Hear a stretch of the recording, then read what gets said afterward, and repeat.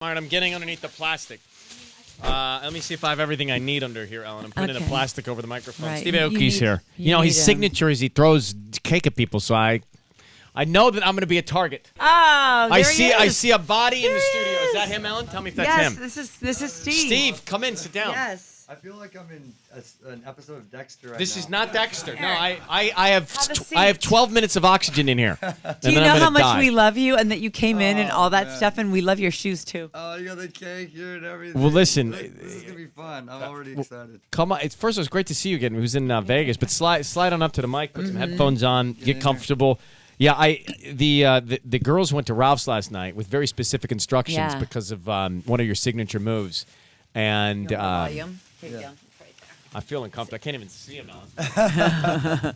Maybe you should take that off your face. Maybe I can try to This take has it off got the to be. This has got to be the first time you've ever done this with the. with This is plastic. the first time I've ever put plastic over me. Yes. Yeah. We don't really need the plastic. It's the equipment that Yeah, we can't oh, yeah, ruin. yeah, It's not that I'm Yeah. fearful of you. It's Right. it's the expensive equipment Yeah. here. Yeah. Okay. That's How all. are you, man? I'm great. I'm great. It's so good to see you. I know. You crushed it in Vegas. Man, that was a fun show. Great crowd, and I mean to be in the middle of all those artists, Ariana Grande and Nicki Minaj and Usher. I mean, it's crazy. So he's up on stage at our iHeartRadio Music Festival, and somehow he gets Pete Wentz to get in some sort of inflatable tub and wrapped himself through the crowd. We had to do. I mean, Pete was there. I didn't even know he was going to be there, and we have a song together on Fall Out Boy. Yeah, song. yeah. So we had to do some sort of collaboration. I was like, you want to jump in this raft, and then you'll have security just carry you around the crowd. And he was high-fiving everyone. It was so fun. But describe for people, and let me just play a little clip of a hot song right now from Steve. So you kind of get, just by listening to that, you kind of get an idea of the vibe of one of his shows. But describe for people how you create another level of experience when you do a show. Yeah, okay, so the music itself is already making people hop. You know, it's not like a dancey, groovy thing. It's like people are jumping. Yeah. So to make that even crazier, I'm going out in front of the DJ booth and caking people right in the face. Or, you know, getting a raft out and having fans like raft over each other. And I love the fog hose. Yeah, well, the fog, the Yeah. CO2 gun, and you know. How did the caking start? It seems strange. Okay, so back in 2009, I played Coachella. Yeah. And that was the first time where I actually did entertainment to my show, and that was a raft. And a couple years later, I needed to do something new to the show, so I got inspired by a music video where these cakes were exploding in people's faces in slow motion. And I was like, you know what? Let me try that at one show where I cake someone, and it was a bit awkward. You know, when you bring the cake out and no one knows what to expect. How did you pick the person that was going to get the cake in their face? Well, I just slowly kind of pace around until someone, and there's always one crazy guy in the front that will take the cake. And just get nailed. And then that guy's just getting amped. Right. And he's just, you know, and everyone's staring like, oh, wow, this is going to be a spectacle.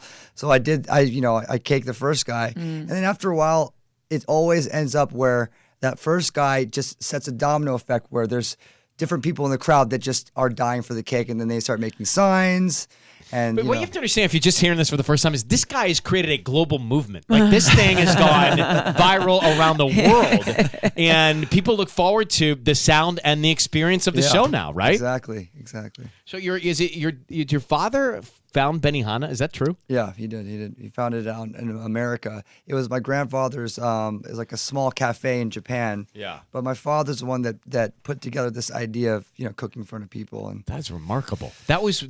So there was one in Atlanta where I grew up, and that was where we wanted to save up to go for prom. Like, that's where we would go for dinner at prom. It's a big deal to sit there in that little pit with your friends. yeah, it's the ultimate birthday spot. It's still fun. Like, Yeah. even as an adult, it's still like one of the. I get so Love it. excited when you have a reservation, which is tough to get to go to that place. But And maybe that's how you learned how to have so much fun with food. with food, yeah, food's always been a part of your life. How'd you get started in music? Well, I started playing in bands when I was a teenager. I was in hardcore punk music. What's and your instrument? guitar. And I started singing, and when you're in hardcore bands, if you end up playing all the instruments, you start jamming out with your friends all the time. I was in a million bands. Right. And then eventually I got into DJing actually at a pretty late age. I graduated from college and I moved to LA, and that's when I started DJing, and then that's when I started producing electronic music. and Speed Up like 10 years later. It's yeah, like, you were it's insane. way ahead of everyone else. Yeah, so it was a small, like the electronic scene in LA was really small. These small little bars, or small little clubs, these underground raves, and then the festival culture just started soaking up more and more people and more youth. The youth were picking it up as their music, and then all of a sudden, like we could play everywhere. Freaking Steve Aoki in the studio. I know, so great. Come on, man. He was kind enough to let me use his song for a video that we did. Oh, for the good, clothing yeah. line. I love that video. It Man, was I watched so it many fun. times without the cat. With the cat. with the cat. Yeah. Well, we were shooting that, and I listened to your track, and I don't know how much you know about it. I was like, oh my God, this is like the perfect tempo and vibe for this ridiculous video, because it was early, right? It was early before the track really like crossed over. But I'm super excited for you to be here. So we're gonna come back. His album's called Neon Future Parenthetical 1, available on iTunes. I guess I just put the stuff over the equipment. I guess I'm fine. I feel safe with him now. I feel like we've connected. Yeah, I'm not gonna ambush cake you. But I mean, it was $19 at Ralph's, so. Oh, Steve Aoki! Oh, what's up? Look at this guy!